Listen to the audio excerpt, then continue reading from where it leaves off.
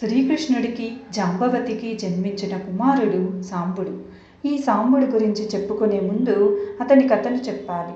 కురుక్షేత్ర యుద్ధం జరుగుతుందని, ఈ భూమి మీద ఉన్న అసుర అంశాలన్నీ కౌరవుల వైపు నిలుస్తాయని కృష్ణుడికి తెలుసు.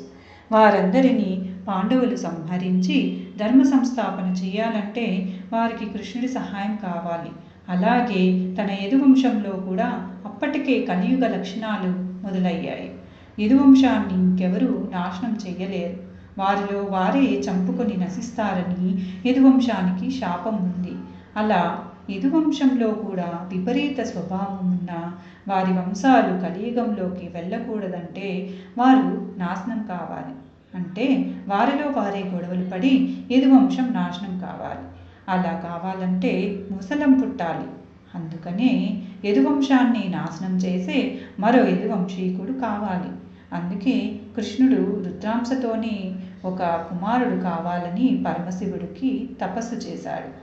పరమశివుడు తనలో ఉన్న రజోగుణంతో ఒక కుమారుడు జన్మిస్తాడని, అతను వంశనాశనానికి కారకుడవుతాడని, నీ మాట కూడా విననంత మూర్ఖుడుగా పెరుగుతాడని శివుడు కృష్ణుడికి చెప్పాడు.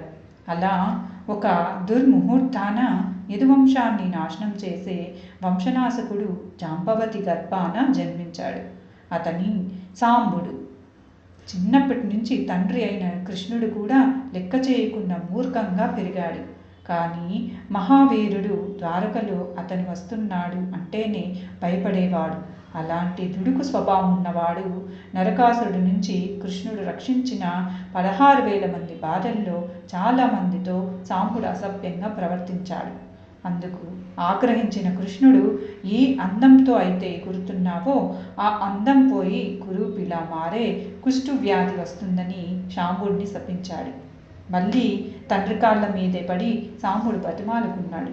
అప్పుడు సూర్యుడి ఆరాధన చేస్తే వ్యాధి తగ్గుతుందని శాప విమోచన మార్గాన్ని కృష్ణుడు చెప్పాడు. అలా చాలా కాలం పాటు సూర్యుడు తపస్సులో సాంబుడు ఉన్నాడు. సూర్యుడి తపస్సు చేసి కుష్ఠవ్యాధిని తగ్గించుకున్న సాంబుడు మళ్ళీ ద్వారకకు వచ్చాడు. ఇంత జరిగాక కూడా మారాడా అంటే లేదు. సాంబుడు తిరిగి ద్వారకకు వచ్చే సమయానికి అతనికో విషయం తెలిసింది. దుర్యోధనుడు తన కుమార్తె లక్ష్మణకు స్వయంవరం ఏర్పాటు చేశాడు. ఎప్పటి నుంచో లక్ష్మణ అంటే సాంబుడికి ఇష్టం. తనను వివాహం చేసుకుందామని అనుకున్నాడు. కానీ లక్ష్మణకు సాంబుడంటే ఇష్టం ఉన్నట్లు భాగవతంలో లేదు. సాంబుడు స్వయంవరం జరుగుతున్న హస్తినాపురానికి